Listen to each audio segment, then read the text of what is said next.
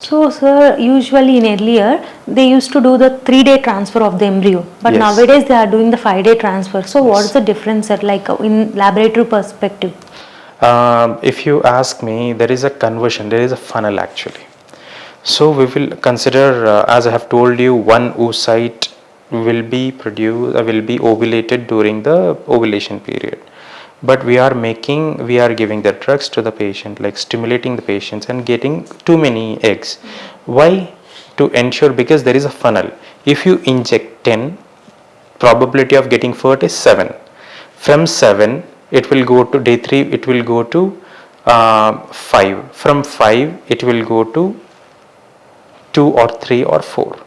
So there is a funnel, there is a reduction of progress of gametes, because not all gametes will be proper or quality products. So when you come to day 3, already you have seen from 10 to it has been reduced to 7, the growth. From 7 it has been reduced to 5. From 5 it has been reduced to 3 or 4. There is a reduction in the growth. So when you transfer day 3 embryos, you will not know which embryos are going to get arrested on day 3. Okay. Because everything will look alike. It has to progress. Consider from 2 cell it has to become 4 cell, 8 cell. 8 cell is what we call as day 3 embryo. From day 3 to it has to go to a morula stage. From there it has to, that is day 4 morula. From morula to it has to become blastocyst. There is a stage it has to cross. At day 3 everything will look alike, just for the safe. The day 3 transfers were earlier were done, but now if it progresses to blastocyst, you can assure that with the quality and everything as like having noted down, we can assure that 50 to 60% of success is assured in the first cycle or the second cycle or subsequent cycles. So, for implanting, you are taking the best of the bestest, like Yes. then positive response will be higher. Exactly. So, sir, but usually you are doing only you are going to transfer 1 or 2 embryos, Yes. but you are going to collect 10 to 15 oocytes and sperms. So, what will you do with those, sir? That will get arrested from the and we will culture all to day 5 till day 5. There is a reduction, I have told you, there is a reduction of a conversion or a growth of an embryo. We will still culture till day 5.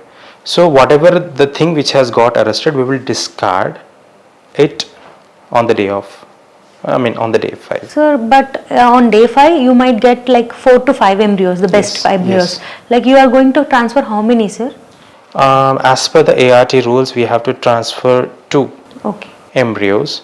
If there is any other like advanced maternal age, or the patient have had a multiple miscarriages or anything, we are allowed to transfer 3 also.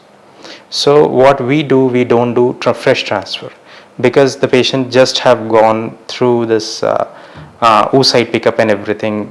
The hormones will not be proper, there will be LH could have surged and everything. There is not E2 must have in an elevated way. So we by considering all this, the implantation window is not proper during fresh transfer.